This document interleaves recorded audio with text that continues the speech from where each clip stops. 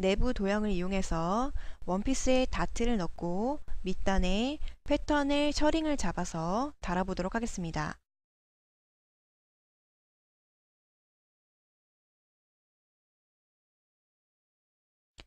이 내부 도형들은 패턴의 안쪽에 위치하면서 주머니를 달거나 패턴을 내부 선분 기준으로 접기 위해서 사용합니다. 즉, 현재는 재봉선을 패턴 외곽선에만 설정할 수 있지만 내부 도형을 패턴 안쪽에 그렸을 경우엔 내부 도형선을 따라서 재봉선을 설정할 수 있습니다. 이 4개의 내부 도형은 패턴 안쪽에만 그릴 수 있으며 패턴 바깥쪽에 그리려고 하면 다음과 같은 경고창이 뜹니다. 이 3개의 툴은 왼쪽의 패턴 툴과 굉장히 흡사하게 생겼는데 그리는 방법이 동일합니다. 패턴 안에서 점을 클릭해서 다각형 도형을 생성하거나 점을 클릭하다가 키보드의 컨트롤 키를 이용해서 곡선 도형을 생성할 수 있습니다. 또한 내부 도형은 패턴처럼 면적으로 존재할 이유가 없으므로 선분으로도 그릴 수가 있습니다. 선분을 그리다가 마지막 점을 다시 한번 클릭하면 선분이 완성됩니다. 사각형 툴도 마찬가지로 패턴 안에서 드래그해서 사각형을 그리거나 한번 클릭해서 치수를 입력해 사각형을 생성합니다. 원 툴도 마찬가지로 패턴 안에서 드래그해서 그리거나 한번 클릭해 반지름을 입력해서 원형 도형을 생성합니다.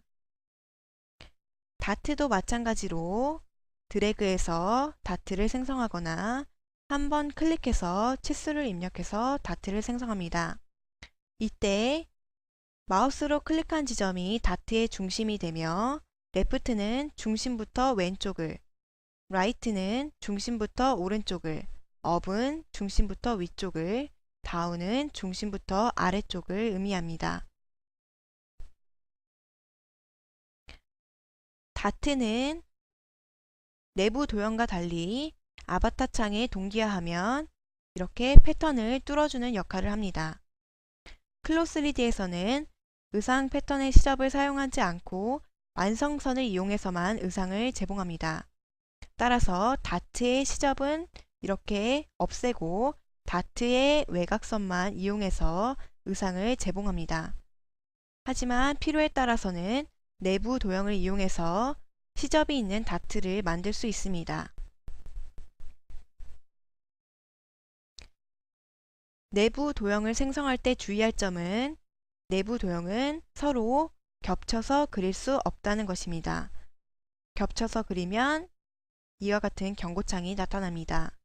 그리고 시뮬레이션 안정성을 위해서 패턴 외곽선에 지나치게 가까이 그렸을 경우엔 다음과 같은 경고창이 나타납니다. 따라서 패턴 외곽선에서 어느 정도 떨어져서 그린 후에 필요에 따라 점을 이동해 패턴 가까이 이동합니다. 떨어져야 하는 최소 거리는 0.5mm입니다.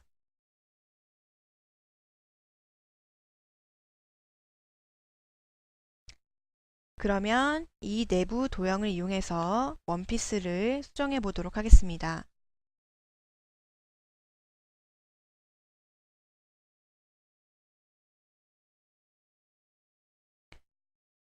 다트 툴을 선택하고 원피스의 한쪽에서 다트를 생성합니다.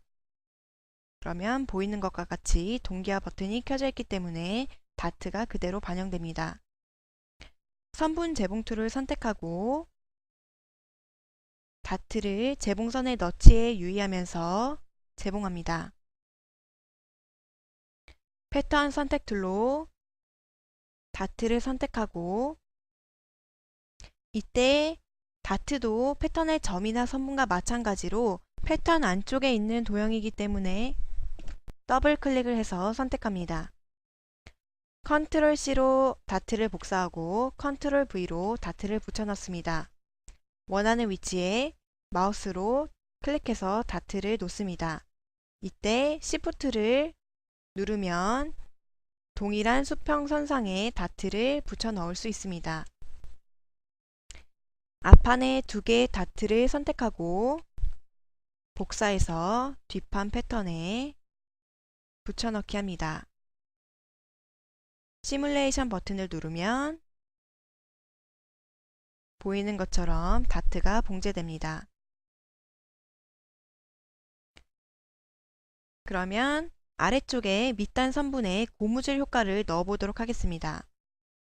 먼저 선분을 더블 클릭해서 선분을 선택한 후에 오른쪽에 속성창에서 가장 아래쪽에 Selected Line 메뉴를 찾습니다. 그리고 고무줄 효과를 적용하기 위해서 일라스틱에 체크합니다. 그러면 기본 설정이 이렇게 적용되는 것을 볼 수 있습니다. 일라스틱 스트렝스에서는 고무줄의 강도를 조절할 수 있고 일라스틱 레이쇼에서는 고무줄의 비율을 조절할 수 있습니다. 이 80이라는 것은 선택한 선분을 100으로 봤을 때 선분의 길이를 80%로 줄여준다는 것을 말합니다. 이 부분을 선택하고 60을 입력하겠습니다. 뒷판의 선분도 마찬가지로 선택하고 일라스틱에 체크한 후에 비율을 60으로 입력합니다. 그리고 아래쪽에 사각형 패턴을 추가로 달아보도록 하겠습니다. 사각형 패턴 툴을 선택하고 원피스의 너비보다 넓게 사각형 패턴을 그립니다. 이때 동기화 버튼과 시뮬레이션 버튼이 모두 켜져 있으면 패턴이 생성되면서 즉각적으로 반영되면서 시뮬레이션의 중력에 따라서 아래로 떨어집니다. 이 상태에서 재봉선을 설정해서 시뮬레이션 할 경우에는 패턴이 재봉되는 데 어려움이 있을 수 있습니다. 따라서 이런 경우에는 떨어진 패턴 위에서 마우스 오른쪽 버튼을 클릭하고 메뉴에 Rearrange 패턴을 선택합니다. 그러면 패턴이 마지막으로 배치했던 그 위치로 돌아갑니다. 앞판 패턴을 기즈모의 파란색 화살표를 이용해서 원피스의 앞쪽으로 배치합니다. 그리고 패턴 창에서 이 앞판 패턴을 복사해서 뒷판 패턴으로 사용하도록 하겠습니다. 마찬가지로 선분 재봉으로 뒷판 패턴과 재봉합니다. 그리고 아바타 창에서 뒷판 패턴을 아바타의 뒤쪽으로 배치합니다. 이때도 마찬가지로 뒷판 패턴의 속면이 아바타를 향할 수 있도록 패턴 위에서 마우스 오른쪽 버튼을 클릭하고 Flip Horizontally 좌우 뒤집기 메뉴를 선택합니다.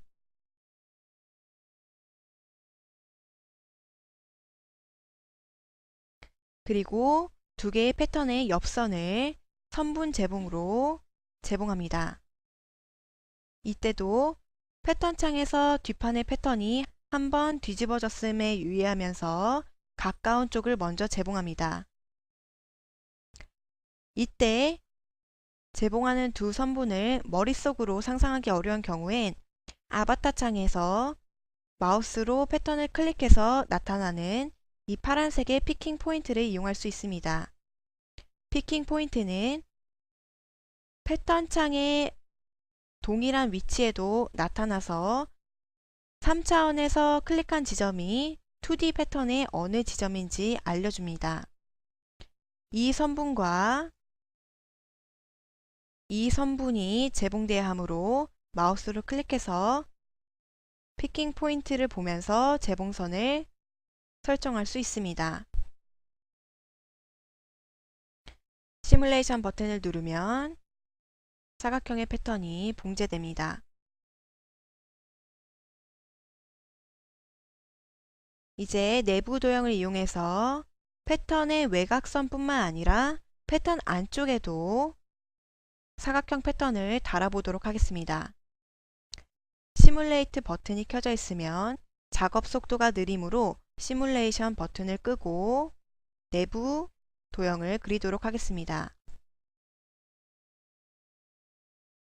점을 클릭하다가 키보드의 컨트롤 키를 눌러서 밑단의 곡선과 같은 내부 곡선을 생성합니다. 마지막 점을 다시 한번 클릭해서 곡선을 완성합니다. 키보드의 컨트롤 C와 컨트롤 V를 이용해서 뒷판 패턴에 곡선을 붙여넣습니다. 그리고 이 두 개의 사각형 패턴을 복사해서 그대로 이용하겠습니다. 이때 패턴의 옆선을 봉제한 이 재봉선은 함께 복사되는 것을 알 수 있습니다. 선분 재봉으로 내부선과 사각형 패턴을 재봉하고 아바타 창에서 패턴을 알맞게 배치합니다.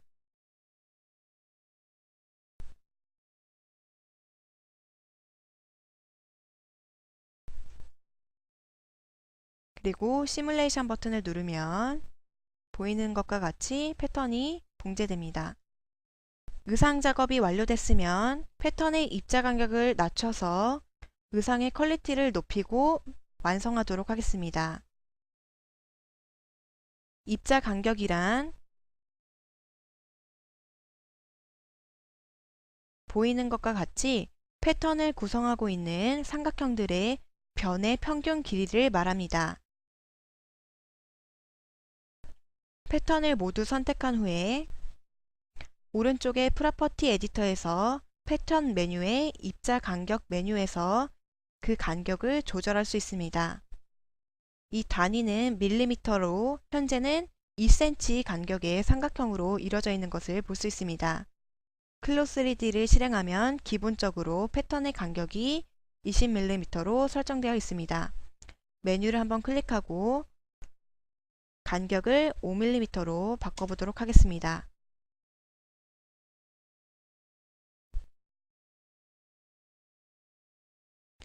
그러면 삼각형의 간격이 굉장히 조밀해진 것을 볼 수 있습니다. 시뮬레이션 버튼을 누르면 의상의 주름이 점점 조밀해지는 것을 볼 수 있습니다. 하지만 입자 간격이 이와 같이 작을 경우엔 시뮬레이션 속도가 그에 맞춰서 느려지므로 의상을 착장하고 디자인할 땐 기본 간격인 20mm로 사용하다가 마지막에 의상 이미지를 얻을 때 입자 간격을 낮춰서 고퀄리티의 의상 이미지를 얻도록 합니다. 이 입자 간격은 최소 3mm에서 700mm까지 조절할 수 있습니다.